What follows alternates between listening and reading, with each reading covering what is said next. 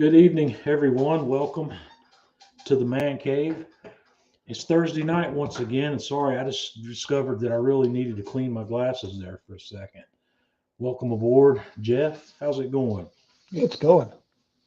Tanya, Howdy. good evening.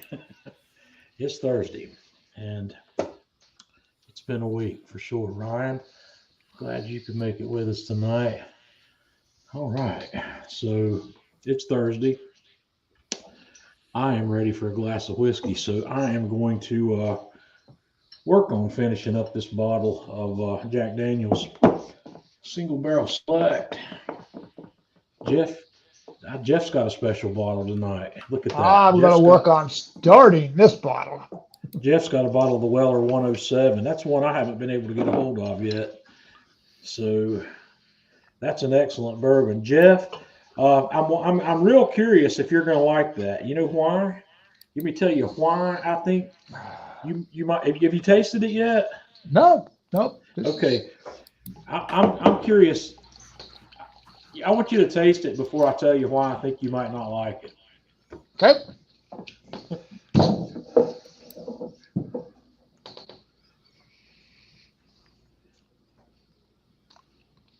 Tanya, you having a drink with us tonight?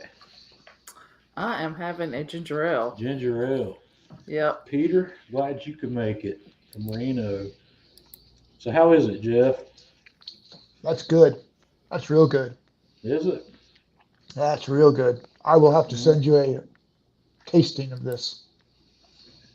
Let's see, where is it? Where's the one behind me up here? I've got my camera turned funny. Anyway, that's the same recipe that's Old Fitzgerald, Well, if I'm not mistaken. well, Old Fitz. I need to double check that. like I told you, with the old Fitzgerald, I didn't like it at first. Actually, I might be wrong on that.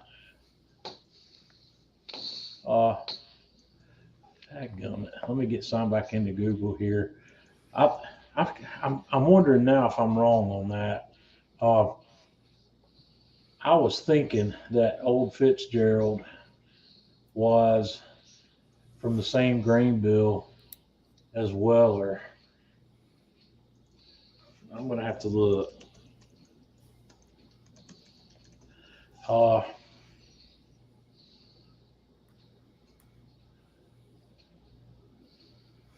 do believe it is. So that's why I was curious if you liked that, because I know you didn't. You said you didn't care much for the Old Fitz. Well, but I put the caveat on there. There wasn't enough for me to, how sometimes you taste that first taste of something and you go, Right. and then after the second or third taste, you go, the notes kind of settle in. Yep. Ricky, glad you and Mia could make it with us from New Jersey tonight. Wonder what the temperatures are like up there. We're getting ready to get hit here with the cold spell. I think the cold spell's already set in west of here and northwest of here, but we're expecting single-digit temperatures starting tomorrow night, and it's going to be really cold over the Christmas weekend. So I'm curious. How cold is supposed to? Are you going to get cold in Florida this weekend, Jeff? Yes, as a matter of fact, we are. We're getting down to 30, so guess what? I'm going to do some smoking of some cheese here. There you go. It'd be a great time to do it. Absolutely. I love this Jack Daniels. I'm very happy that I have found quite a few bourbons and whiskeys that are in the $45 to $75 price range that I really like, and this Jack Daniels is definitely one of those. If I was in a situation where that was all I could get, I'd be happy. I'd still be happy. So Andrew's with us. Fran, Carl, Russ, Dave, Anthony. Nice. We got the regular crowd in here and then some tonight. So if you're having a drink with me tonight, let me know what you're having. Andrew's up in Nova Scotia, supposed to be in the 60s. Nice. But I don't looking have a for problem getting Mike. through. -12 in Minnesota. Yeah, that's crazy. I've only experienced temperatures that cold about once or twice in my life. Several years back, it's been quite a while, back when I worked for Caterpillar, I took a trip up to this town called Menominee, Michigan, that's on the Upper Peninsula, up northern part of northern Wisconsin up there. We flew into Green Bay, and it was an hour and a half drive or better north of Green Bay to this town. And the temperatures we had up there were that cold, and there was wind on top of that. It was really bitter cold up there. So, Dave, I am super intrigued by this Chateau La Diet Coke. that sounds good. Yeah. Well, John, I remember as a kid walking to the bus stop, which was maybe a block away. And from the time we left the house to the time we got to the bus stop, we're already frostbitten and turned around and came home. Yeah. Minus All right. 55. That was cold. Is everybody ready for Christmas? Here we are. Christmas is 4 days away, or 3 days away. Zinfandel, British Columbia. I wonder what the temperature's like up there. I bet it's a little milder up there than it's going to be here. I don't know. I could be wrong. 25 in Melbourne. That's nice and toasty. Melbourne. So Melbourne's it's 10:30 in the morning down there on Friday. So it's that's not hot, but it's warm. It's getting on up there. They're transitioning it. I guess it's the first day. I guess today or yesterday's the first day of summer in Melbourne, I guess. So since we just hit the winter solstice, 30 below zero. It's crazy. Oh man, Jeff. Man, that's rough. Jeff, you got an anniversary coming up too then. January, yep. 37F in Toronto. It's not cold right here at the moment. It's about, I don't know, 40 degrees outside. Right here outside my back door, it is currently 44 degrees Fahrenheit. And it's not going to get a whole lot colder than that tonight. It's not till tomorrow night that we're going to dive into the really cold weather. So, yeah, Rick, that's what's going to happen here starting tomorrow. Once our temperature dives, we're going to be below freezing for about 3 or 4 days. So I'm looking forward to maybe Sunday or Monday taking a short drive down the road here to a waterfall that's about 2 miles from the house here to see if it freezes over and looks really pretty. I'm looking forward to driving down there to check that out. Tanya and I'll probably, maybe we'll run down there Monday afternoon. I think Paul's getting a new toy for Christmas. Paul, what's coming? What are you getting? Fran got some snow. 33 degrees in Sweden. Is that, that's fair? I guess he's giving me Fahrenheit because I know it's not that hot up there. So, yeah. Good enough, yeah. Okay. Delaware, 55. Brent, glad you could join us tonight. Good Lord, Beth, bundle up. Beth, that's chilly. Yep. They got it before us because it's coming down. It's coming down from the northwest. Paul must have made the nice list this year. Which one are you getting, Paul? I don't remember if you told me or not. I can't remember if he told me which one he's got. One of the things I'm going to make sure I do more of in the new year is pizza. That's on my list. But I'm going to be doing all of my pizza cooking on the Kamado Joe. I'm going to get the dojo back out, and I'm going to start. I'm hopefully going to do one a month at a minimum. Make video content on that because I like making pizza, and the Kamado Joe is a great tool for it, especially with the dojo. Rita, okay. Yeah. 71 in Florida. What is it where you are right now, Jeff? Where I am is 66 degrees. So I'm not sure. He's in Florida City, Florida. That's All a righty. little lower than I am, not much. Tanya, we're going to bring you back in just a bit. All righty. So, Jeff, you didn't do any cooking this week, did you? Up in the Well, mountains? you know, John, I was thinking about, and I thought real long and hard about getting the weenie out, putting it on a fork with the butane lighter, and Yeah. Get you one of these guys right here. I've got one of those, but I love I this didn't have thing. it with me when I was up there in Big Canoe. The only thing I could get was a butane lighter and Yeah. go hillbilly barbecue. Jeffrey, I do use the Fireboard. Uh, if you've got the Fireboard Pro, it works well. I don't know if I'd recommend using the regular Fireboard. The probe wires on the Pro, those K couple probe wires are more durable. They're rated to higher temperatures. The uh, the Fireboard 2 does not have. They're not rated up much over 500 degrees. So if you're going to use the Dojo with the Fireboard and don't have the Pro, I think you're gonna need to be careful with that. But if you've got the Pro, it'll do it. And I've used it already. I've used mine on the Dojo a couple of times, and I like to run it about 600 degrees with the Fireboard. That seems to work really well. And so,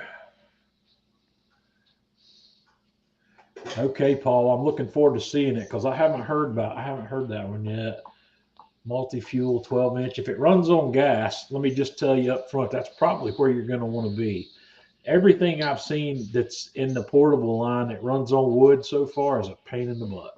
The rock box that I have with the wood fuel option it's not very easy to use.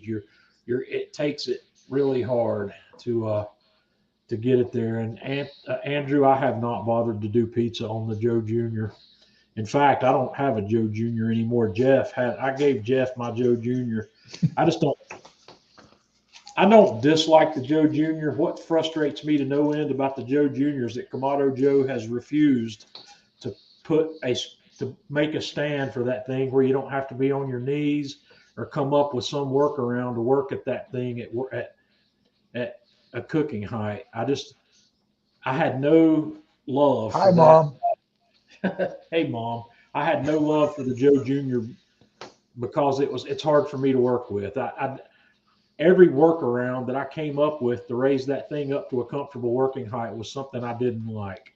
I had set it in the Classic 2 cart. I had got some cinder blocks and put some 2x4s between them to set them up on that. I didn't like that either. And I didn't want to spend, I didn't want to buy one of those J.J. Gregg wooden tables or whatever that called. I thought those were ugly. And I just didn't want to do it. And I don't think at this point, as long as the Joe Jr.'s been out and as long as Kamado Joe's not done anything about that, I believe they don't have any interest in doing that. So I don't believe you're going to see it. Big Green Egg makes a really good solution that'll work with the Joe Jr., but it's expensive. You've got to buy the cradle. I think it's the cradle for the Mini Max, and then there's a stand. But by the time you buy that, you've got $300 or so in a stand for a $400 grill. So it is what it is. And I don't like it because there's nothing. The Joe Jr. doesn't really give me any advantage over my Classic. I can do everything just as easily on my Classic as I could on the Joe Jr. And I just like I had this. I've had this conversation with Jeff over and over again. He's heard me complain about the Joe Jr. The Junior's good for a lot of things, but it's uncomfortable to work at. And Jeff's a woodworker, and Jeff will probably build himself a nice table to where he'll be able to use that thing comfortably, and it'll be nice. But I'm not willing to do that. I'd rather have something that is designed for it that's accessible to everybody. I'd really like to see Kamado Joe make that option, but like I said, at this point, I've got zero faith that they're going to do it. It's been talked about, I know, but if they're actually going to do it or not, I'm not banking on it. And I wouldn't count on it. So that's that. Didn't mean to rant so much about the Joe Junior, but um, that's the only reason I didn't like cooking on the Junior. And I was gonna play with the pizza idea on the Junior at one time. In fact, I got a second heat deflector for the Joe Junior. I bought an additional heat deflector where I could set up a heat deflector with a spacer gap and another stone to where I could do pizza. And the more I thought about it, the more I said, no, I'm just not going to mess with it because I just don't like cooking on that grill. No, there's no removable ash pan in the Joe Junior, but Kick Ash Basket's got a pan that they sell an option for that if you want that. So that's available.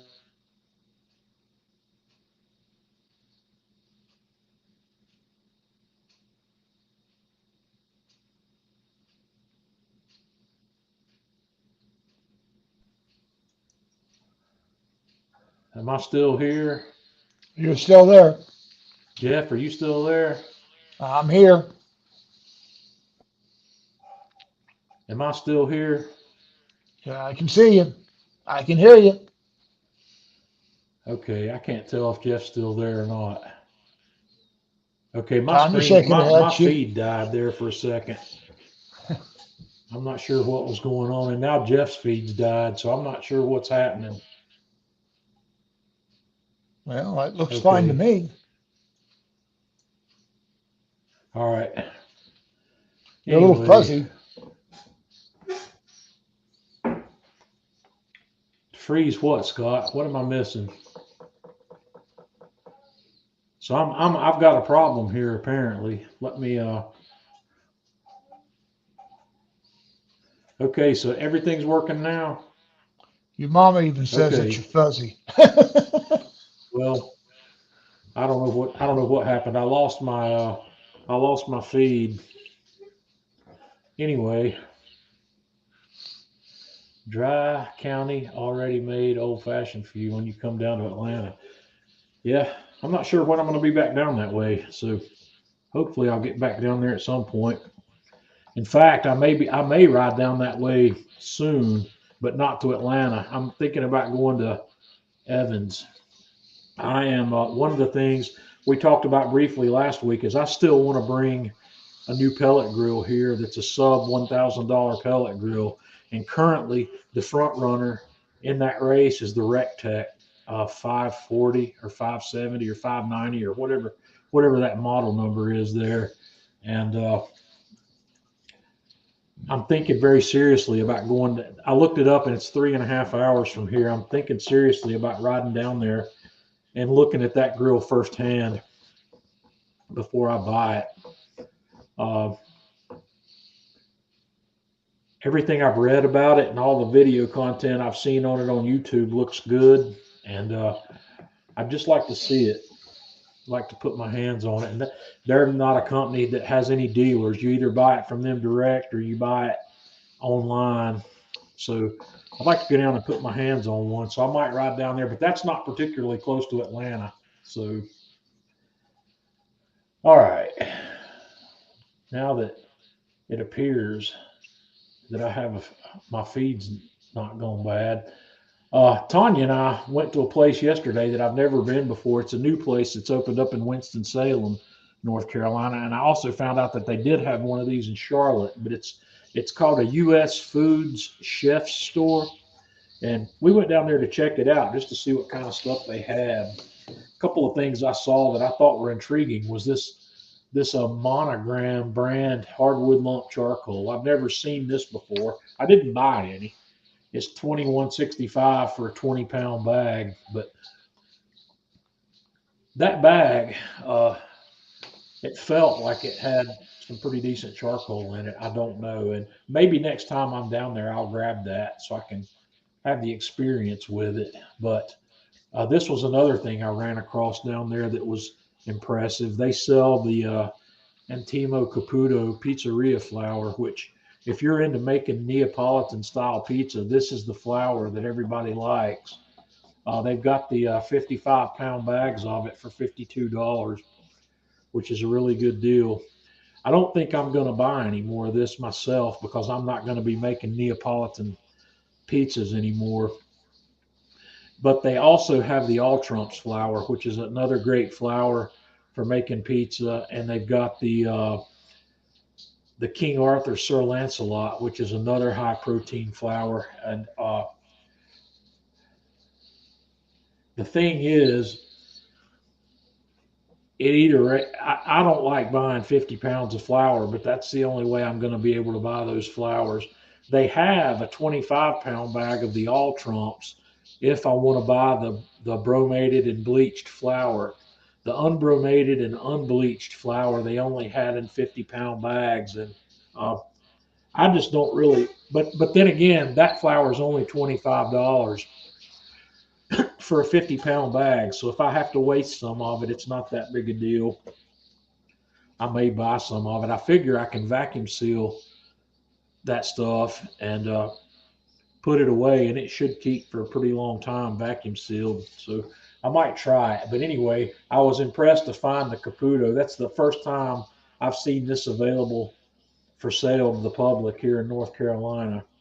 I picked up 2 racks of beef ribs down there. These are the same. These are the same type of beef short ribs that I can get from Costco. It's a 2 pack of the 4 bone racks, and this pack weighed about a little over 8 pounds. So each one of those racks, 4 bone racks, is about 4 pounds. And I think I'm going to cook one of those next week. Uh, I'm not sure exactly what I'm going to do just yet, but that's what we're going to do. Jeff and I like beef ribs. Jeff, have you got any beef ribs on hand? Mm-mm. No, sorry to say, I do not. Have you taken the opportunity yet to go visit that Wild Fork food shop that's Yep. near you? Did you Yep. see anything there that looked worth buying? My problem with that is when you're looking at their meat, it is so frozen hard that it's kind of a discolored look Right. on the frozen side, Hmm. which, is going to somewhat come back. But to me, it just doesn't look appealing when I'm looking at it for the Right. price. Well, Now, Wild I have some Fork's got a friends that pretty buy big, and they say it's good, but yeah, they've got a pretty big presence online, and they've got a pretty big mail order business. And I've looked at their stuff. The thing that intrigues me about Wild Fork is their prices. Their prices are really good compared to a lot of the other yeah, mail order meat shops that I've bought from in the past. I don't know how they are in terms of quality compared to somebody like Porter Road, but I know their prices are attractive. And one of well, the plus things you get exotic meats from them too, well, elk one of the and things they had that I was going to buy, and I will buy at some point, is one of those pieces of the A5 Wagyu. They've got that. I've just got to pick my day that I want to spend $200 on a pound of meat, and do it. have you had ostrich, John? I have not. Get yourself some ostrich. Well, I might. Cook it medium rare. I'll tell you what, it's it's better than any beef tenderloin you're ever going to have. Hmm, don't think I've ever had ostrich. There used to be a place here that sold ostrich burgers. Hmm. In fact, Tanya and I ate at this place the other day, or we ate at a place that's in the same building that place used to be that had the ostrich burgers. But I've never had it. I noticed they did have some things like that. I need to go back on and look at it. But uh, I say don't tip, don't don't waste your time with the burger. I mean, yeah, mhm, it's good, but get yourself a nice fillet steak. okay. You'll like that. What part of the bird does that come from? John, I really couldn't tell you. First Of time I ostrich? had it, we went to uh, Roy's, Yeah. Roy Yamaguchi's restaurant, and it was part of their three-piece meal. Well, ostrich So, is a non-flying bird, so I'm guessing that their meat structure might be laid out like a chicken when it comes to light meat and dark meat. I could be mhm. wrong, but I'm guessing there's a serious drumstick and a thigh of Could be. ostrich. So The like I said, it's great though. yeah, but I'd be interested in knowing if you ever pick up something over there, if it's good, bad, or ugly. I'd like to know. Well, I will go and buy something from there just to try it. Like I say, my friend buys from there and he loves it, but I have not yet. So Tanya and I went out for dinner last night at a place about a block from the house here, and they have a really great selection of bourbon at this place. They have a lot of top shelf stuff, and I decided I was going to buy a glass of bourbon, and they had the Stag Junior, and that's one I've never been able to get my hands on. And what Stag Junior is, if you're familiar with the Buffalo Trace line, the line that's from Buffalo Trace, it's Benchmark, Buffalo Trace, Eagle Rare, the Colonel E.H. Taylor Jr., and then there's the Stag. The Stag is the barrel proof uh, bourbon from that line, from that same recipe. And I've never been able to get my hands on a bottle of it, but they had Stag Junior up there, so I decided to buy a glass of it. And that was my dessert drink after dinner last night, and I was really impressed with it. Tanya, Tanya was sitting. This stuff was 132 proof. It was kind of stout, so it had a little bit of an alcohol bite to it. But after the alcohol settles down, Tanya was sitting across the table from me, and she could smell.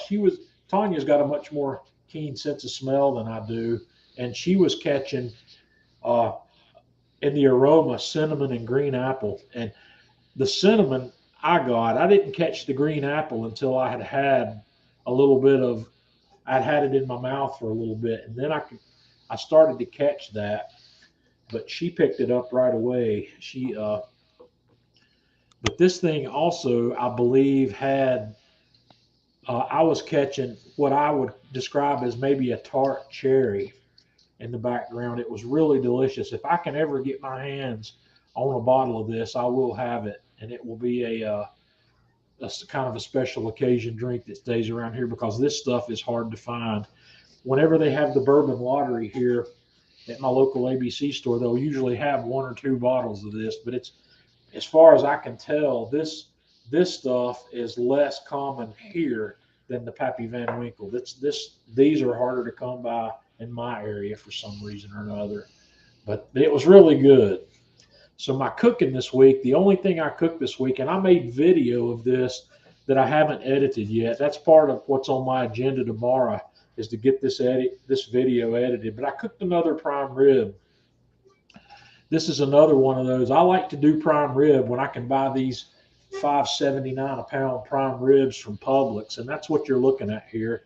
This one was about 8 pounds or so, and what I did was I seasoned this up. I used the same seasoning. I used my Man Cave Magic #1, which is my salt, pepper, garlic, but I add a little extra stuff to it when I'm going to put it on a prime rib. I put uh, just a little bit of paprika in it, and I put a little bit of ground cumin in it as well. And I put a nice liberal coat of that. This one, I used a little Worcestershire sauce as a binder to help hold that on there. I put that on there, and then I tossed it in the refrigerator and let it ride there overnight. And this one got about 14 or 15 hours in the fridge with the seasoning on it. So the next day I brought it out, but I cooked this one on the 26-inch Weber kettle, and it gave me the opportunity to use this new accessory that I bought. I paid $70 for this. Well, by the time everything's said and done, I've got $90 in it because underneath this is a charcoal grate that's designed for the 22-inch Weber kettle. I bought that charcoal grate because it's smaller and it will sit down a little deeper in this 26-inch kettle and give me a little bit more clearance above this at the grill grate. So you just load charcoal in this. And what I did, I don't think I've got a picture of it here, but I've got a small charcoal chimney with some charcoal started up that I just dumped in on top of this, and then we'll come back to that. But then I got the roast out of the refrigerator, and I made up a smear of. I use mayonnaise this time instead of softened butter. I use Duke's mayonnaise, and I put some crushed thyme, crushed rosemary, crushed oregano, and some chopped sage from my own herb garden in here, and stirred that up. And I smeared that all over the outside of this thing before we were ready to go to the grill.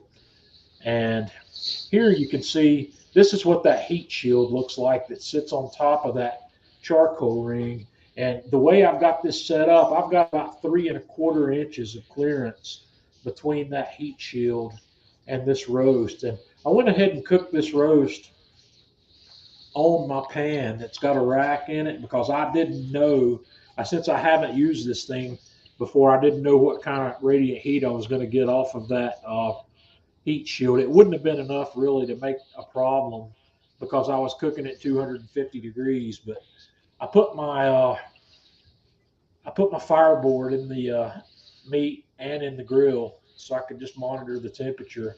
And we ran it at 250 degrees for about, this cook went about 3 hours and 15 minutes. And while that was going, I made up a batch of my creamy horseradish sauce to go on this. And I'll put the recipe that I use for this in my video description because I changed my recipe this time from the ways I've made it in the past.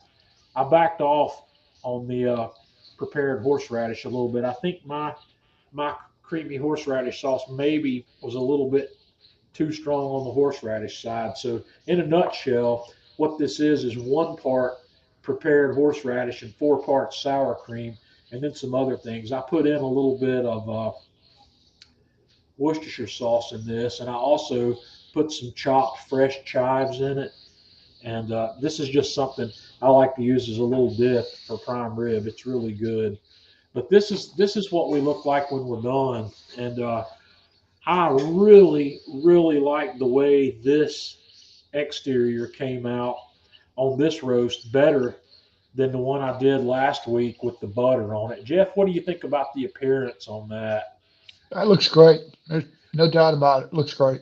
George says no such thing as too strong a horseradish. I know that, George. I know a lot of people like it strong, but uh, when I'm making it that I'm going to give it to other people, I err on the side of caution because uh, I don't want to overdo it. I do like it strong, and I like it so strong that my original recipe for this that I was doing was equal parts of sour cream and horseradish, and that's pretty stout. That's pretty pungent. And also it's not as creamy because when you put that much prepared horseradish and that little amount of sour cream, it's a little gritty at that point. It's not quite as smooth. So maybe I need to work on pulverizing the horseradish a little bit more. But this thing was gorgeous. That I was really happy with this. And guys, once again, I do not sear my prime ribs. I especially don't sear it if I'm putting herbs on the outside because nothing good's going to come out of searing the herbs. They're just going to get bitter. So I don't do it. And I'm pretty happy with the crust I got here, just cooking at 250. And if you really want to develop a darker or a tougher crust on a prime rib, what I would recommend doing is I would pull this off at this point and I would rest it for about 30 minutes, double wrapped in foil. And while that's resting, I would get an oven up to 500 or 550 degrees and then throw this guy in that oven for about 10 minutes, 10 or 12 minutes after it's come out. But once again, I don't like to do that because I'm always cooking into my spinalis. I'm turning that spinalis a little grayer than I like it to be. But this thing came out really well, and here's what it looks like on the inside. Uh, I pulled this one off at about 123. I pulled it, yeah, it was about 122 or 123 internally when I pulled that off of there. And It cooked on up to about 135, 134, 135. I checked it again before I sliced it, and it did come up another 10 or 11 degrees. I didn't think it was going to come up that high. That's one of the reasons I went ahead and checked it, because my thought was that cooking at 250, that I wouldn't get 10 or 11 degrees of carryover cooking, but I did. Hey, I, I really I really didn't think I'd get it at that temperature. So the next thing, that along the lines, that's something else I want to test, Jeff. When we cook pork butts, I want to see if a pork butt carries over. I know a pork butt's not going to carry over that far, because I think it's physically impossible to get a pork butt up over about 210 as long as there's any moisture left in it. So, well, the way we cook them at the 200, I don't think, 200 degrees for 12 hours. I don't think you're going to get much of a rise out of it. right, I mean, you might get a little, but that's only because now you've got it all wrapped and in the yeah, ice chest where it doesn't really have any space to get rid of right. that And extra here's heat. another So picture of that. You can see how this thing's cooked. And let me go back to this last picture for a moment. This one, this one doesn't have as big a spinalis on it as my last one did, but you can see it around the top side here. The reason I don't like searing these is because it browns those out. That, in my opinion, and a lot of people's opinion, this little strip on the outside here is the best part of that cut. And that's the last part that I want to cook beyond medium rare. So it's yeah, really hard to do that without if you're going to sear it. Yeah, mom's going to get most of this one. I gave mom half of that last one that I cooked, and she's going to get most of this one. In fact, I'll be taking it down there. I'm going to stop by and deliver that to you, mom, on my way to work tomorrow. I've got it Merry packaged Christmas, up. Mom. Yeah. So mom's got a stash of prime rib, and mom, I also gave mom a Nova sous vide circulator, and I've taught my mom how to reheat this stuff properly. So, and she's got it down pat. She knows what to do. So, and I'm also taking the horseradish sauce to her as well, because she likes that. But that's where we are. That's another picture of one from above, and it's just a really. Now I'm gonna say this also. The This is the second one I've cooked of the three that I bought from Publix this year. This one, the texture on this one was not quite as good as the last one I bought. So Jeff, it was good. There was nothing really wrong with it, but it was not quite as tender as the one we cooked last week. So they're different. They're all different. Hmm. Jimmy, if I had it my way, I would buy boneless unless I wanted a bone for presentation for some reason or another. And then if I wanted a bone for presentation, I'm going to want one that's Frenched, and I'm not going to want it cut off the meat already like they do at Publix. These Publix roasts, they've taken a bandsaw and they go down there and cut that bone off, but then they just band it back on with their elastic bands. I don't think that process to me doesn't help anything, and I think it also makes it a little hard to get a more even cook. The bones do not radiate heat well, and the side of the meat against the bones is going to be a little slower cooking than the meat on the outside. I prefer boneless. That's just me. Everybody else wants bone in, and everybody else has got a million reasons they're going to tell you. They're going to tell you it makes the meat taste better. They're going to tell you a lot of stuff, and there's a I'm lot of going to ways. tell you the real thing. I'm going to tell you the real reason, John. Okay. I've cooked tons of prime rib in the restaurant business. Mhm. And the first thing we do is we cut that bone completely off of that whole big rack, and that Yep. goes in the stock pot. Yep. Boom. That's why you want the bone. Well, if you want to make some beef stock, yeah, that's a perfect reason to have the bone. But that bone's not. I would actually take what Jeff said just one step further. I would heat my oven up to about 450 or Yeah, 475, and I would brown yeah. that thing before it goes in the stock pot. No, You that's know, what we did. Put it in yeah, in a roasting pan with root vegetables, and then throw it in the stock pot. Yeah, you get a little Mirepoix going, and then put that in there, and make yourself some beef stock with it, or make an au jus. Mhm.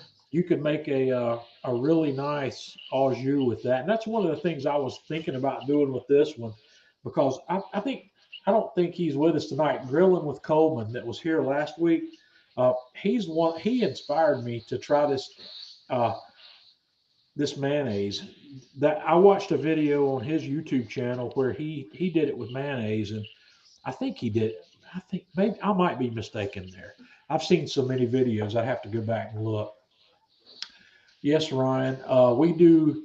I put that leftover meat in a vacuum seal bag, and I run a sous vide bath at 135, 130 or 135. And if the meat's frozen, I put it in there for about an hour. And if it's not frozen, I put it in there for about 30 or 40 minutes, where you're not gonna overcook the meat during the reheat process. Now, I'm gonna tell you one thing: the meat doesn't look as good after it's been reheated as it does right there just after it's been cooked. It loses a little bit of that beautiful color, but the taste is still good, and it's not overcooked and tough. So that's mostly what I do. Uh, the dialing in the temp on the Weber kettle. When I'm doing low and slow on the kettle, I usually set my bottom vent to halfway, and then I control it from the top. And to run this one at 250, I had the bottom vent closed about halfway, and I had the top vent closed about 75%. I leave the top vent fully open until I got up to about 215 or 220, and then I closed it halfway and just let it creep, and then I closed it down a little more. It's pretty easy to park this thing where you want it. It's not very difficult at all. In fact, I might just have the fireboard graph of that cook on here that I can show you. Uh,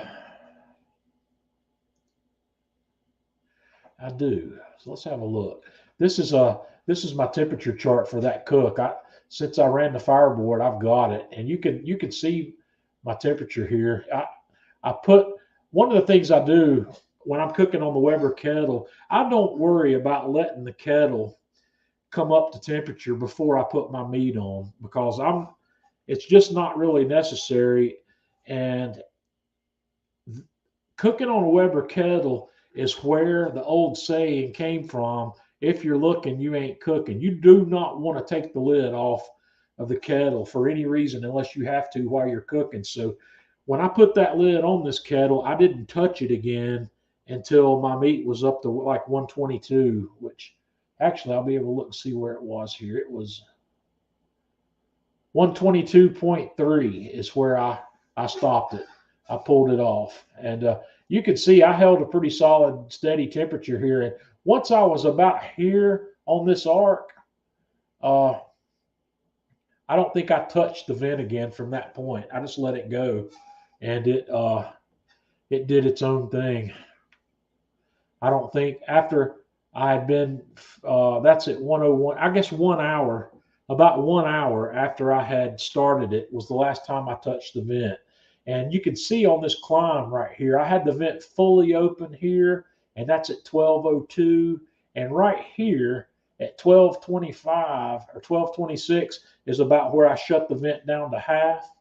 And right up here is about where I shut it down to 25%. And it still climbed a little bit more, but then it evened out and it just floated. I didn't touch it again after that. And that thing it holds its temperature pretty well. Andrew, I've played with that here. They don't call it Yorkshire pudding here in the United States. That's a European thing, and they call it. Tanya, let me get Tanya in here. Tanya, is that the same thing as a popover roll here? Similar, maybe. No. Let me So what's the look. difference, Jeff? Yorkshire pudding, it's very airy. Well, that's what a popover is, and Yeah, Yeah. but it's but not a popover has more dough to it than a Yorkshire pudding. Yorkshire Because the pudding is. popovers I experimented with were really a liquid dough almost. It was Mhm.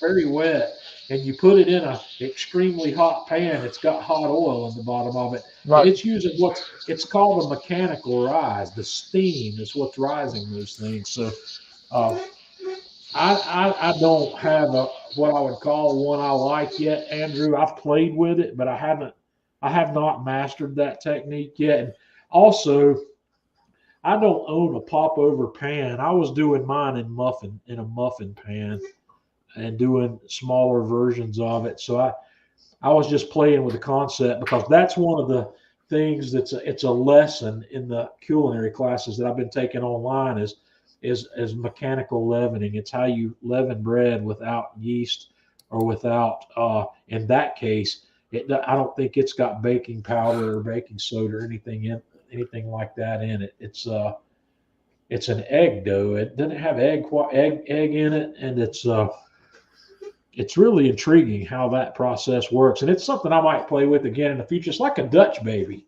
Jeff. It's like Yeah, that. It's yeah, like that's this what I was little, going to say. It's almost the yeah, same batter as a Dutch baby. right. So I have played with Dutch babies, but I haven't made video on Dutch baby because Dutch baby is not something I would do on the grill. I could do it on a Kamado Joe, and Why maybe not? I'll That's do what I it. was going to say. Why not? Why wouldn't you do it on Yeah, a I just Kamado? well, when I was experimenting with it and learning the process, it's easier to experiment in an oven than it is on Oh, the grill definitely. because Yeah. you don't have the variable of the grill to deal with. Once you get the process down pat, then I might go to grill with it. But Andrew, maybe that's something. Jeff, put that on our list because you and I are going to make a list. We're going to have a list of stuff that we're going to work on together in 23, and we might just put that on there. Dutch baby / Yorkshire pudding, uh, and figure that out. John, do you have a Yep. time for a couple bourbon questions? Yes. I've always Okay. got time for a bourbon question. I haven't, Scott. I've But seen that was Widow at the Jane. lottery. Was that the Decadence at the lottery? They Yep. have some Widow Jane pretty regularly at my local shop, but it's not that one. And I've never tasted it, so I don't know anything about Widow Jane. All I know is that it's priced high enough. It's not one that I would likely buy a whole bottle of it just to see if I like it or not. I'd have to research that one. So I have not tried it. Indefinitely, George. There's no shelf life. There's no sell by date on a bottle of bourbon. There's no reason that the bourbon has to be consumed in any amount of time. It's not going to go bad as long as you keep the lid on it. Uh, Even with the lid off, it's not going to go bad. It's just going to evaporate. yeah, but it won't. You're not going to get it. There's no additional benefit of aging once it's in the bottle because the aging stops when it comes out of the barrel. There's no. You can't turn a 10-year bourbon into a 20-year bourbon by letting it sit in the bottle for 10 years. It's nothing's going to change You in don't? that Okay, after funny after story. So yeah, when I'm standing in line to get the lottery ticket, there's one chick in front of me, and then there's this dude in front of her, and he starts talking about all these bourbons and how he's letting them sit. He goes, "Well, when I bought it 15 years ago, it was like 10 years. Now it's 25 years." And I'm yeah, thinking, I don't know a whole lot about bourbon, but I don't think it works like yeah. that. It doesn't. And Hey, wine's a but that's totally his different story. story. Let him stick to it. Yeah, wine goes bad in the bottle. Wine definitely has wine doesn't age in the bottle either. So, or it may to some point, but there's a point of no return on wine. It turns bad. You wouldn't want to drink it. But is that all we've got on bourbon? Yep, Yeah. Jeff's is empty. Barbecue Bandit says he's happy to see the old JVR found a new home. Yep. Jeff Jeff hasn't blown up anything with it too bad. He's got it going now. I think he knows how to I got use it it. figured out now. I'll let y'all in on a secret because it's still a secret to me. Those guys called me yesterday, and they're sent. All he told me is that he's sending me something. They've apparently got a new accessory coming out for the VAC 100, and he said he's sending it to me, and I'm gonna make some video content on it, but I don't know what it is. He wouldn't tell me what it was. So there's another accessory coming out, and I'm still working on a video for the canister accessories and for the jar sealer and marinator accessory. I haven't got that done yet.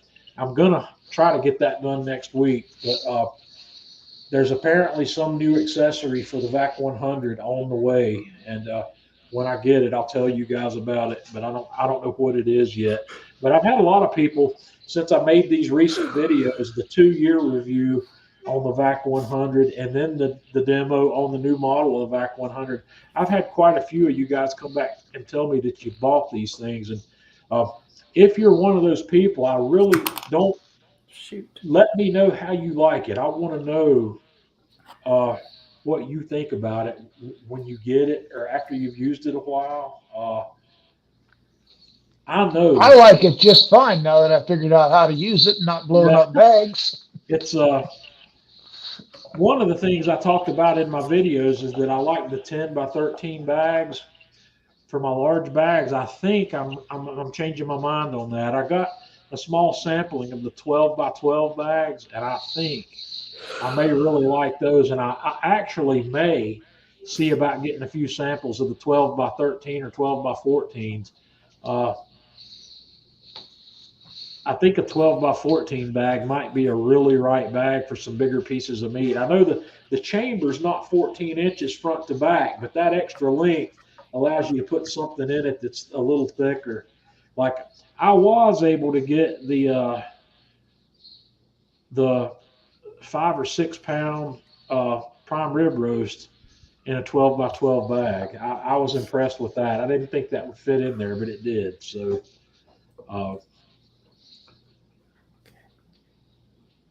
yeah, Tanya needs more oxygen, he says.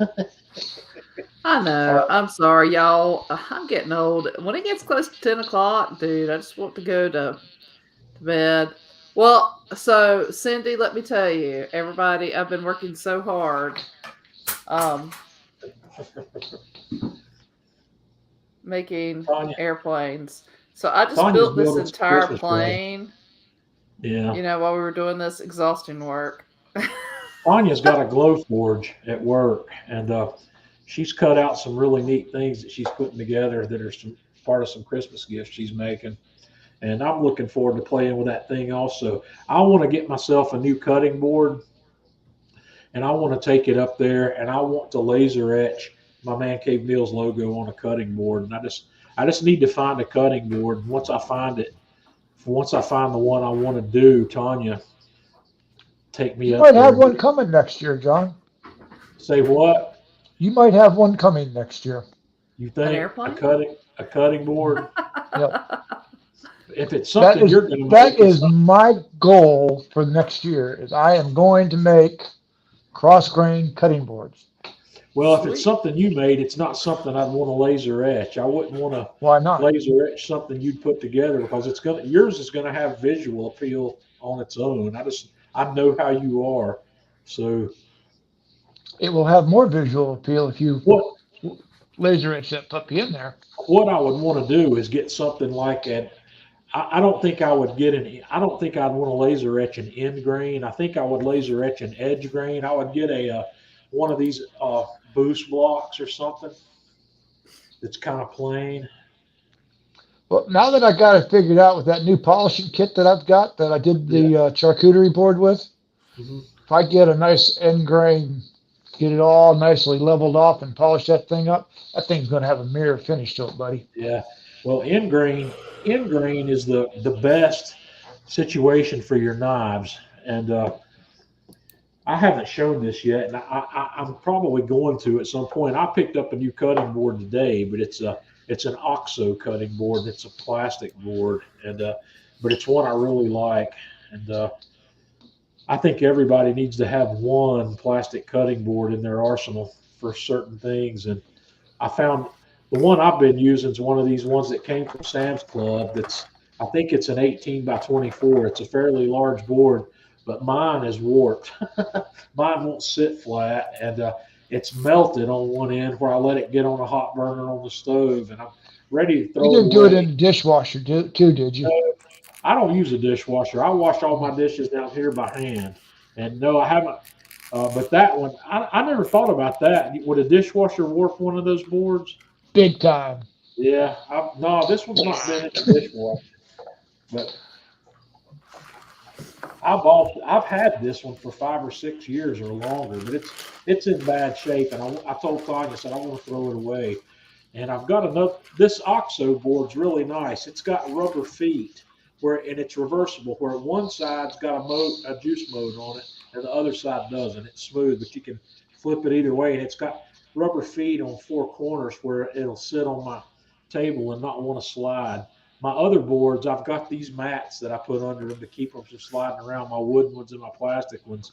And you can take a wet paper towel and throw it under a cutting board and keep it from moving. But I've got these little mats that roll up that I pull out and put under mine. But it's pretty. Why don't you show that new pan you picked up? The new pan, the one I picked up today. Yeah.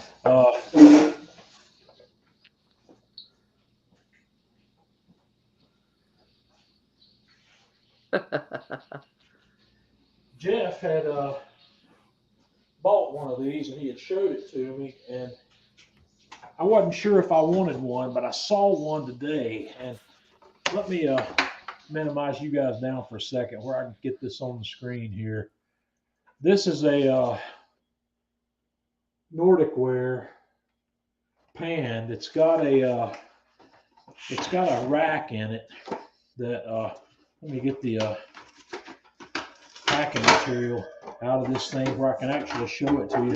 I like using pans like this for cooking a lot of things on, where this is something I would throw in a grill or in an oven if I was going to roast a chicken, or in my case, I'll use this for Boston butts. I'll use it for beef ribs and other stuff, but it's I guess it's a 2-inch deep pan, and it's got this rack insert that fits in here. And the edge, these handles allow you can lift that rack out of there with those handles. And that rack sits up about 1 inch from the bottom of the pan. And the dimensions on this pan are, the pan is 17.8 inches by 12.8 inches by 2 inches deep. And with the handles, the rack makes it 19.5 inches. So this is too big for a classic.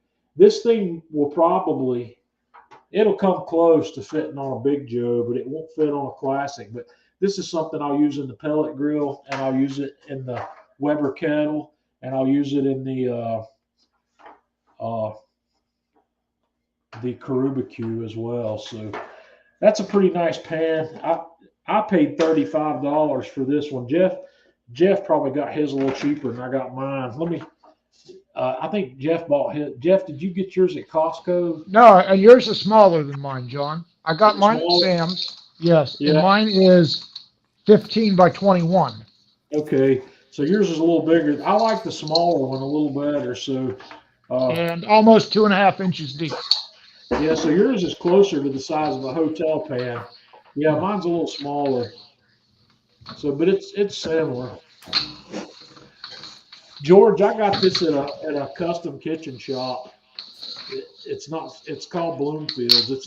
It's a mom and pop place, but it's made by Nordic Ware, so you should be able to find it. You'd probably find it on Amazon. Sam's has them for $26.97 a piece. It's called a Nordic Ware high-sided oven crisp baking tray. So if you search that out on Amazon, I'm sure you'll find this. Andrew, I've got the Myron Mixon Bark 2400. I've still got the pellet Joe, and I've got this Ace Smoke, which is probably going to be going away soon, and I'm still looking for the right sub $1,000 pellet grill, and I think I found it. And I'm most likely going to be buying the Rectech RT590.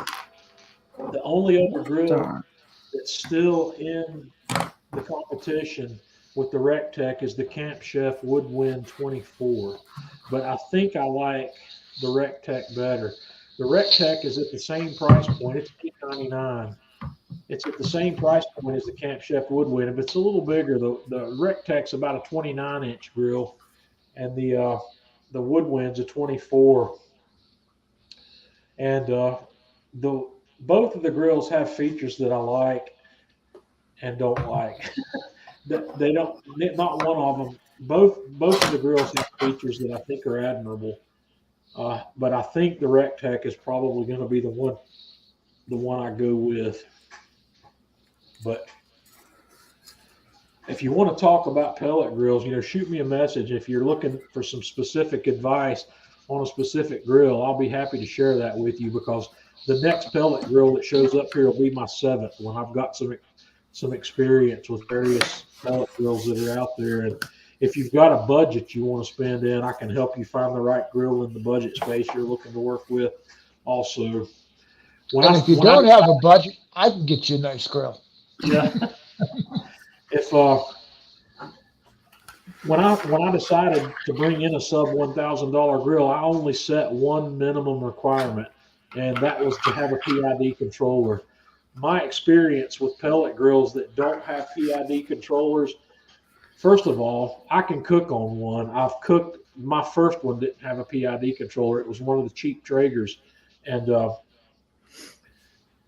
the reason I feel like I got to have a PID controller is mainly because my audience won't settle for anything less than precision temperature control, and you don't get the level of precision temperature control that everybody seems to expect out of one of the time-based controllers.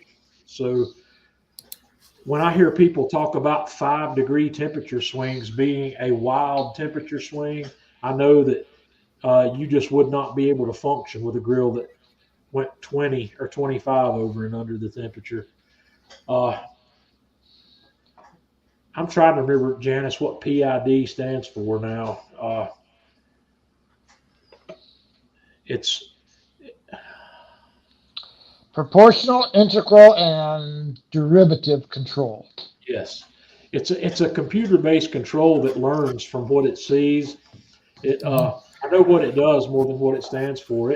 It's looking at the temperature in the grill, and it's making micro adjustments to the fan output and the pellet feed mechanism based on the temperatures that it's reading. And it learns.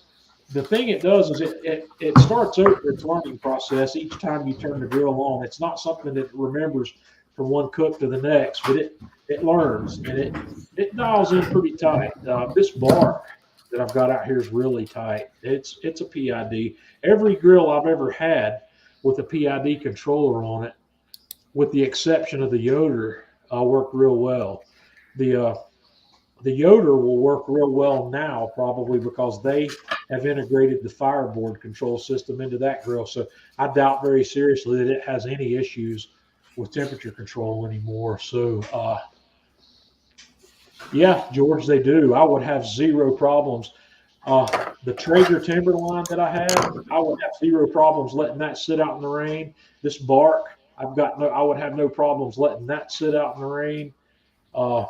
The Yoder, I would really have no problems letting it sit out in the rain, but the Yoder's a rust bucket even when it's not in the rain. So if you let it sit out in the rain, it's going to get really rusty just by the nature of how it's made.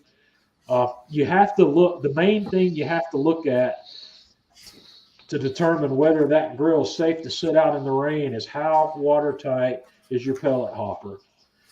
Because if you get any moisture whatsoever in your pellet hopper, you're going to have a mess. You're going to need to clean it out before you cook on it again, because pellets do not like water. They puff up when they get water, and if wet pellet puff gets into your auger, it will jam it up, and you'll be dead in the water, and you'll probably strip gears in the process. So a wet pellet is probably 3 times the size of a dry pellet. That's how much.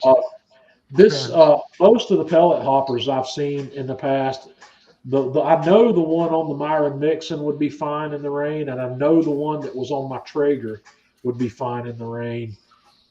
This is one of the reasons I want to look at the Rec Tech before I buy one. The pictures I've seen make me think it's going to be okay too. This A Smoke that I have, this one that they've sent me to review, I would not let it sit in the rain because the box with the pellet hopper, I can see light through it. And I know I'm not going to let that, I know that would not work out in the rain. So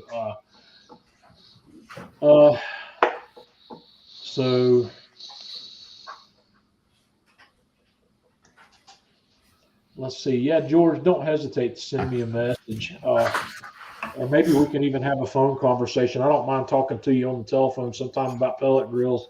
I'll tell you what I know, and shoot me a message, and we'll hook up. I'll be more than happy to share what I know about that. But there's a lot of them I think that'd be fine in the rain, and most of them have covers available.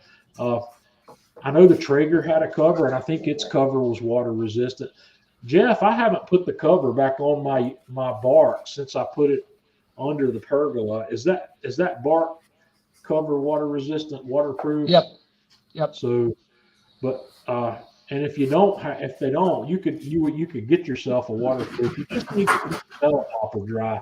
There's really nothing else on the grill that water can hurt. The electronics usually are built into the base of the pellet hopper, so you might want to keep that area dry. But it's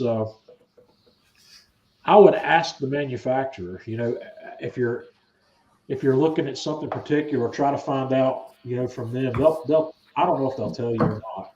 I've never really seen much information. I think in Myron's documentation, I'm thinking he's saying that it's IP60 on the barks. I want to look that up here real quick. Jordan, I don't know the answer to that.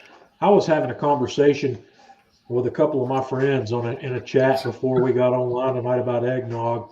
I've never had eggnog, but from the conversation I was having, they some of them like rum and some of them like whiskey or bourbon. And one of the things that was said in this chat group, and it was agreed upon by several people there, is that the Publix house brand eggnog was a favorite for them. And Jeff says no on that, but Jeff, Stephen, and Luca both agreed with that. So, but they don't make their own. Well, of course they don't, and I don't know, Heather, that she makes her own. So Heather may like the homemade better, but I don't really know what the flavor profile of eggnog is or what it's supposed to be because it's not my thing. I've never tried it. Maybe I'll get some, but I'm not a mixed drink person. I kind of gave up on mixed drinks when I got out of the dating scene when I was in my mid-20s. When I got out of the bar scene, I quit drinking mixed drinks. And yeah, I don't think I've ever had eggnog. I like eggnog. Well, I know Tanya wouldn't put bourbon or booze in hers. Do you like it just plain? I actually do. I understand it has nutmeg in it. Honorog said it was like a vanilla custard with a nutmeg flavor. Yeah, I'd agree with that. Yeah. Topped with nutmeg. I can see, Cindy, I've got whole nutmeg here. I don't even have any ground nutmeg. I would get my microplane grater out and shade some nutmeg right onto the top of it. See what's nice with what I make, John, is you make a whipping cream and you whip it up like you would regular whipped cream, and then you fold that in until basically the whipping cream is all gone. You put it in the refrigerator, and what happens is the whipping cream gathers all that flavor from your eggnog. It rises to the top, and it puts a nice thick head on your eggnog. Yeah. So Andrew says dark rum. Is dark rum like Myers? Does that count as dark rum or Captain Morgan? I don't know anything about rum. I don't know what's good rum and what isn't. So, Levi, I agree with you. I love a little eggnog in my coffee. It's good. So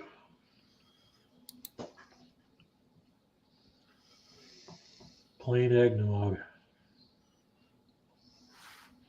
Russ has got a comment there about Chef Jean Pierre. I'm sure there's tons of recipes for homemade eggnog. And in fact, now that it's been mentioned, I'm going to get one of my favorite books out and see if there's one in there. The Food Lab. If Kenji hasn't put an eggnog recipe in that book, I'd be surprised.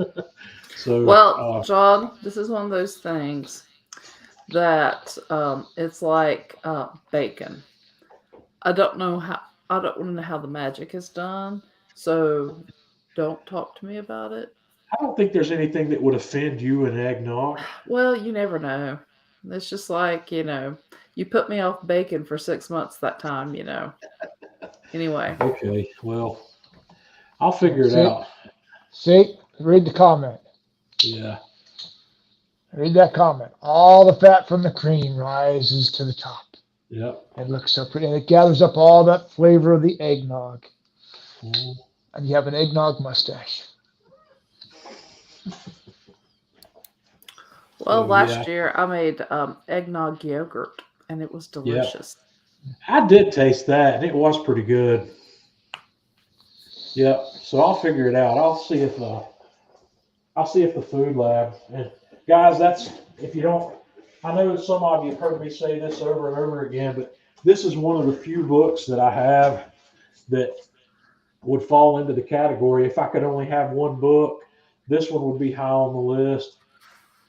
This book is more than just recipes. This book is a learning tool, and it's one that you should have in your library. I don't like to buy cookbooks anymore that don't teach something about cooking. If a cookbook's just recipes, I'm not interested in it. But this book is far more than recipes. This book talks about methods, and methods are what get you away from recipes. Learning methods is what gets you away from needing a recipe to put something together. So, You're absolutely right, John. Let's go back to the old days, yeah, Grandma and Grandpa used to, I shouldn't say Grandpa. Grandma used to ask her for a recipe. I don't know. I don't have it written down. It was a pinch of this, a dab of that. They all did it to taste, to look, to smell, to feel, to touch. That was the way they did their recipes. while I've got that book out here, I might as well look and see if he's talked about eggnog in it. I'm not gonna. Let's see. Well, maybe not. Wow, that surprises me. That means I need to go to YouTube or go to SeriousEats.com. It'll be in one of those two places. Absolutely, Cindy. That's totally correct. Alton Brown might have one too, which would be worth looking at. So let's just have a glance at Serious Eats.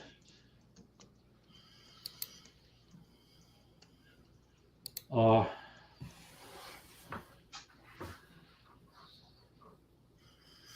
did I tell you? Look at there. SeriousEats.com, classic eggnog recipe, Kenji Lopez alt. Okay, scroll down. Let's see what he's got in that thing. Let's not read ingredients out or anything. Don't put me off the eggnog. It's nothing that you wouldn't like. Eggs, sugar, whole milk, heavy cream, dark rum, and grated nutmeg. So that seems pretty daggum reasonable to me. Let's see. I don't use the sugar in mine. I used sweetened condensed milk. So you're getting all your sweetness from that. Right. Jeff, Janice wants to see your T-shirt.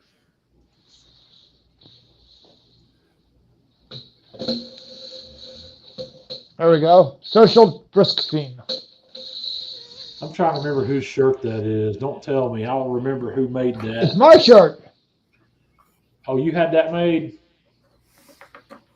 No, I bought it, but I own it. It's my shirt. Yeah, but I remember seeing it somewhere.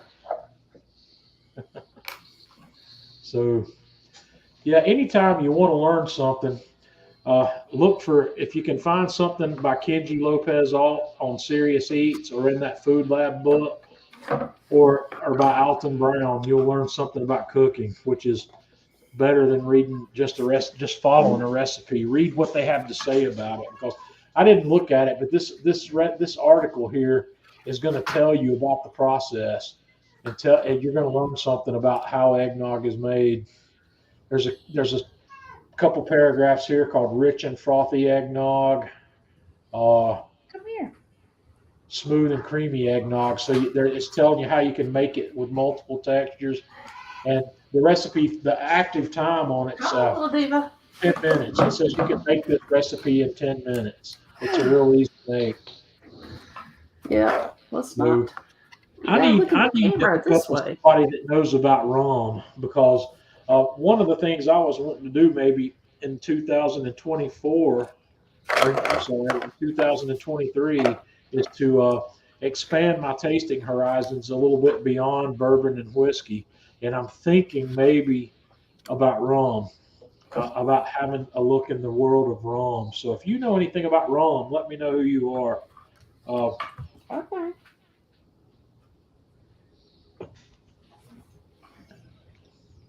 so, all right. Look So, who's here, John. It's the little Meryl's diva. on the table. Meryl's on the table. Uh, Homemade pierogi. Tanya likes pierogi. I'll be there, Anthony. What time are you serving dinner? I'll probably be eating dinner out of a vending machine unless I make something to take to work with me. I'm working Christmas Eve, Christmas Day. I'm working New Year's Eve, New Year's Day. I'm sorry, John. Well, hopefully next year I'll have it off. It wouldn't have mattered. All right. If I hadn't changed jobs, I'd still be working. So I was going to work the holiday weekends no matter what. So I don't know. If is anybody cooking anything for Christmas outside of prime rib, ham, or turkey? I'd love to hear what you're going to put on your table that's not one of those things.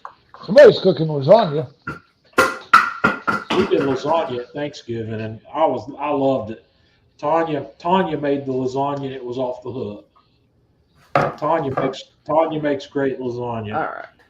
Thank you, sweetheart. Anthony's making beef Fly, little Wellington. Meryls, fly. He's making beef Wellington is another one that comes up at Christmas. Sure enough, I did a beef Wellington video on the Kamado Joe channel. Maybe it's time for me to update that and do something new. I made what would be a semi traditional beef Wellington,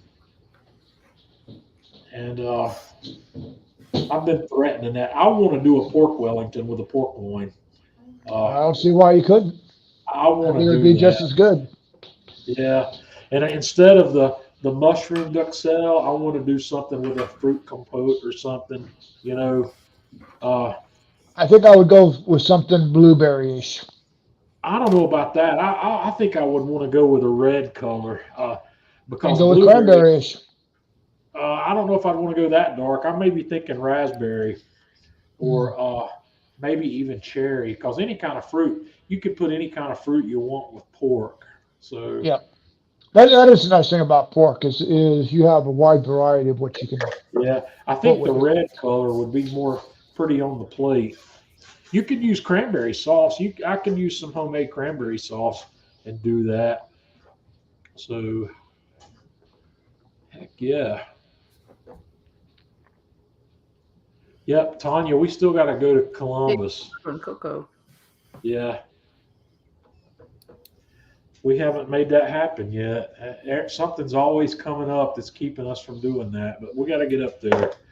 Janice, soup is not kind of sad. Soup is fabulous. Yeah, I love Tanya, soup. maybe one of the things that I'm planning to do with some of the signing bonus money I'm getting for taking this new job is we're going to have a real vacation because we haven't had one in a while. We're going to make that happen. We've got to make that happen. So COVID kind of messed things up for us when it came to our vacation schedule. Let's All see right. what. He's probably giving me a link to some ROM there, which I can't click on. That link's not That link's not clickable here. I'll have to come back to that. So, Mike, thank you for caring about those of us who don't want to see like our beef still mooing. You wouldn't want to be around me when I eat a steak, Tanya. I can barely be Waiter asks around me, John how when do he you eats a want your steak. steak? And I yeah, tell him, just walk the cow And when he by. does like prime rib and like it's his sister and her yeah, husband and his mama, he's like, let me fix you a steak. And I'm like, no, no, I don't want to eat any meat after watching the four of y'all tear into yeah. that thing. Oh, Well, my family likes prime rib, The and rarer, the better. I'm perfectly happy with anything between medium rare and medium. Mm. I try to stay on the medium rare side when I'm cooking on video or going to take pictures of it, because if you post a pic, I got on some people this week. It just pisses me off to no end when I see somebody post uh, Yeah, I saw a that. picture of some beef that's cooked medium or beyond, and people say that's ruined, it's overcooked. They're just nasty about it, and it's so rude and so unfair for you to tell somebody else that they ruined the food they cooked because they cook it the way they like it instead of the way you like it. And it just pisses me off, and it makes me want to block people, Frost your because cookies, huh? it just makes me want to block people where I don't see anything else they post. Because if they're willing to say that to somebody, they're willing to say worse. And it's just George beef ribs should be an all occasion thing. It really should. 365 a year. Yeah, that's the best. I And mean, seriously, John, if you only had one meat to eat, if you were only allowed one meat to eat, what would it be? it's going to be the beef ribs. Bingo. That's my Because there's so that's. much you can do with it. I mean, not only just eat the beef ribs, but I mean, you can turn it into so many other different dishes. Did you see that video I made where I cooked the beef ribs medium rare? No, I didn't see that one. Gee, you ruined beef ribs? Not ruined. They're good. They don't have the melt in your mouth texture. No. They have the texture of about a New York strip steak when they're medium rare. They're good. Nah, Anurag, I'm sorry. I have to debate that one with you. No, I like pork ribs, but if I Definitely, but they're not beef ribs. not, I would take beef ribs over pork ribs every time. Not to say that pork ribs aren't good; they're just not as good as beef ribs. Yeah.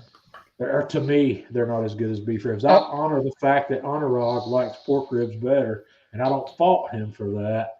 no. But my preference is beef ribs. But as I was saying, the nice thing about the beef ribs are Hang not on, only George. can you have it as a beef rib, but you can also make shredded beef with it. Yeah, You can cube it, throw it on a pizza. I mean, it's just possibilities are endless. I mean, you're at opposites ends of the spectrum of what you can do with it. right. Uh,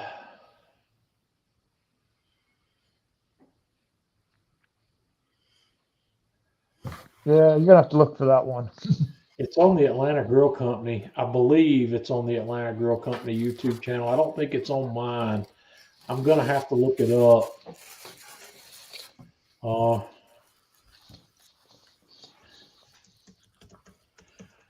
I did them on the PK grill, so I'm not. Uh,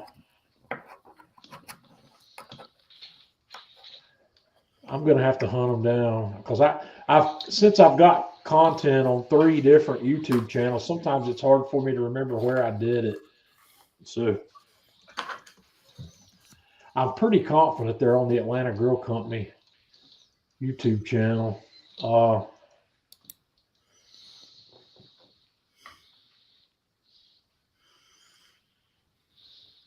oh no.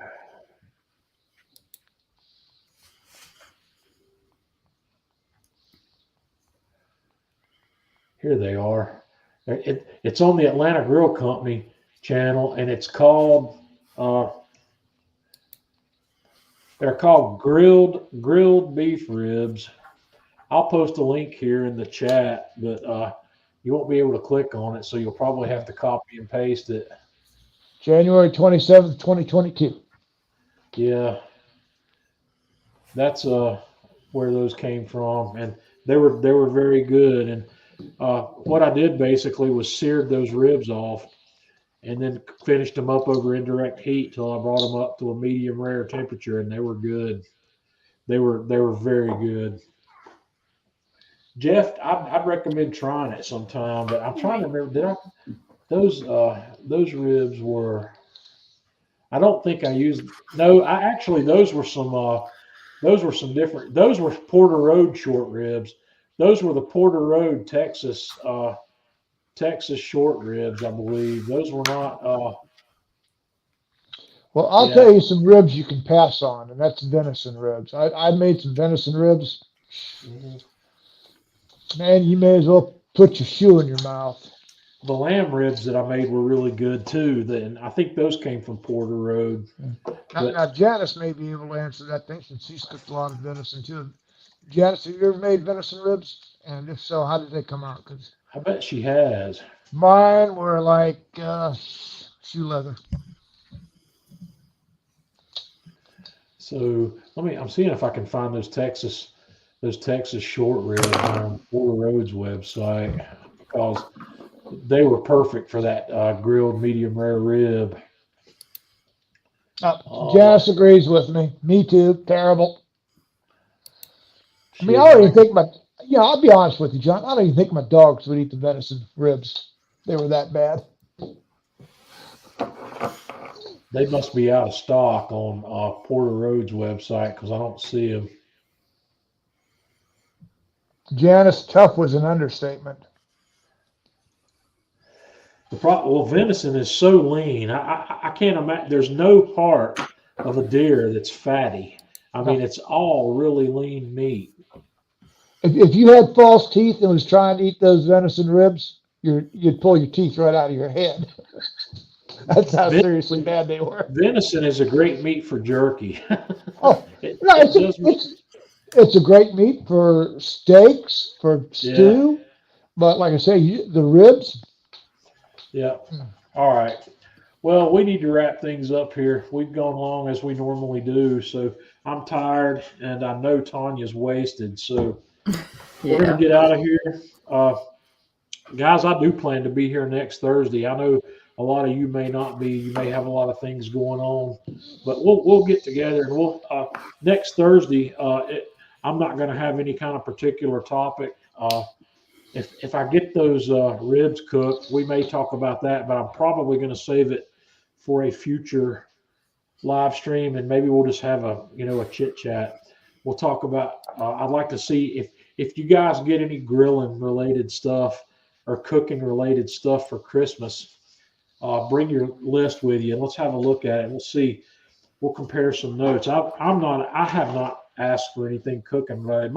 I've got everything I need, and it's real hard for me to get new things at this point. So, Well, hey, John, I we'll was see. thinking maybe they could come up with a list of things that they would like to see us do for That's 2023. right. That's one of the things. That's what we were going to talk about. So, we'll talk about 2023 cooking resolutions. I want you to bring your ideas. Bring the list of things where you think you need to master something, where you want to become a master of whatever it is, and we'll talk about those things. And in the meantime, Jeff and I are going to make a list too. And Jeff and I, we'll start out. We'll talk about our list, and Jeff, let's you and I come up with 5 things that we can work on together throughout the year. 5 Cool. items. And by the Compare end of notes. 2023, we want to have mastered 5 new things that we haven't previously mastered or previously gotten real good at. Let's do some new things. And I want to challenge each of you guys to pick 5 things that you want to master in the year. So Angie's with us. There's a blast from the past. Angie, hope you're doing well. I haven't talked to Angie. Guys, Angie Pons is when I was in X-ray school, Angie was my clinical instructor. Angie was the one cracking the whip, making sure I learned what I needed to know to be able to function in the working environment. And Angie, I hadn't talked to you lately. I moved to Fry. I recently changed my location, so things are And still tell very. Wendy we said hey. I tell Wendy, I hadn't seen Wendy either, so it's I good to haven't see. either. So I don't run into you guys very often, but you know where I live, and you're free to stop by here. Uh, if you see me Although, standing at the let me tell grill, you, if you're looking for like holiday house, so like I'm not 100% sure, like Christmas is gonna get pulled off here yet. So, but if you just want to come and see us as like in normal Every chaos day. house, yeah, yeah. that All right. Well, guys, we got to wrap. It's been a long day, and this glass of whiskey's done exactly what it's supposed to do for me on a Friday night. It's made me ready to go to bed. So, it's Thursday But night, babe. John, it's I'm only sorry, Thursday. Thursday. It's even made me feel what day It it is. really did a lot. Okay. All right, guys. Mm. Yep. Thanks, Angie. It's good to hear from you. So y'all have a good weekend, and we'll see you next Thursday night. Happy holidays, everyone.